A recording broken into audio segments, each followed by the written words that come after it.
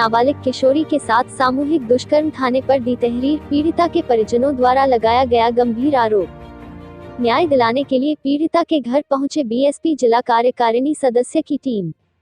प्रयागराज जनपद के औद्योगिक थाना क्षेत्र के एक गांव का है, जहां मिली जानकारी के अनुसार ऐसी नाबालिग लड़की के साथ सामूहिक दुष्कर्म करने का मामला प्रकाश में आया है, जिसको लेकर सोमवार को बहुजन समाज पार्टी के जिला कार्यकारिणी सदस्य की टीम सैकड़ों की संख्या में पीड़िता के घर पहुंचकर पीड़ित परिवार को न्याय दिलाने की बात कही। सेक्टर प्रभारी प्रयागराज मंडल TN जैसल, जिला अध्यक्ष पंकज गौतम, जिला कार्यकारिणी सदस्य राजेश पासी आदि सैकड़ों कार्यकर्ता मौजूद रहे।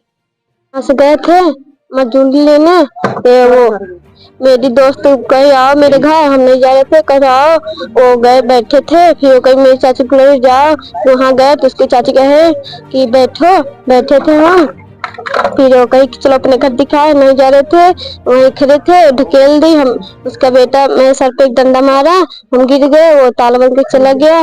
फिर एक घंटा बाद आया, मैं जबरदस्ती करने लगा मेरे साथ, हम रोने लगे, तो तभी धमकी दे रहा था रहने दो, फिर करके ताला बंद करके चला गया। फिर 11 बजे रात आया, खोला, फिर उसका छोटा वाला भाई आया छोड़ के मुझको चला गया था।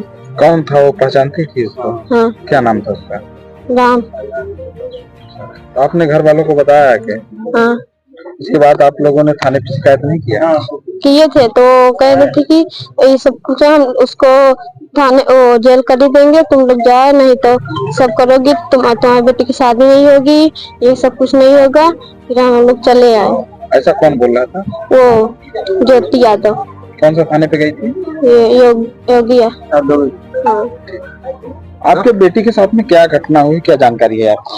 हमारे बेटी के साथ घटना हुई, हमारी बेटी मजदूरी लेने गए थे, एक सहेली ने, ज्योति ने, रिया ने बुला लाई गए थे हमारे बेटी के, और कहा चलो मेरे घर पे गए थे, वो बैठा रहे थे, फिर कुछ वो कहने थे कि जा मेरे चाची, चलो मेरे चाची के पास, वो चाची के यहाँ ले आ गए। उसके चाची ने बेटा मार के और ठकेल के अंदर कर दिया। फिर 1 घंटा 2 घंटा हटे रहे, फिर उसके बाद आए काका इसके साथ गलत किया है, फिर उसके बाद बंद कर रहे हैं।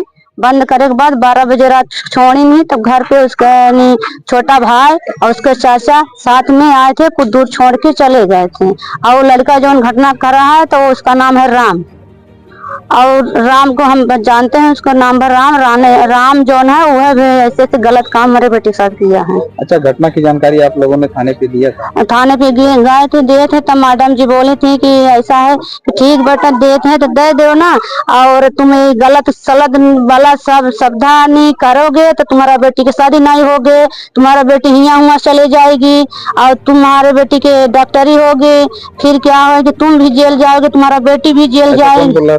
मैडम जी बोला था। और ऐसा है कि तुम ये सब न करो, घर पे जाके किसी से बताना ना, और न कहीं किसी से बताना, और करे बाद साइन कर दो, अंगूठा लगा दो, अंगूठा लगवा दें, फिर क्या कि जा तुम घर, तो जब तुमको बुलाएंगे तो आओ, और नहीं तो उसको हम जेल कर दें। तू जा, तो हर काम नहीं, हम उनका जेल कर दे, अंगूठा लगा दे, अंगूठा लगवाई के फोटो खींच के वीडियो बनाए के हम। तो जिसने अंगूठा लगवाई है उसमें क्या लिखा था? अब पढ़े न हो तो हम बताए ना दे। अच्छा, उसके बाद भी बताया जा रहा है कि आपको धमकियां दी जा रही है?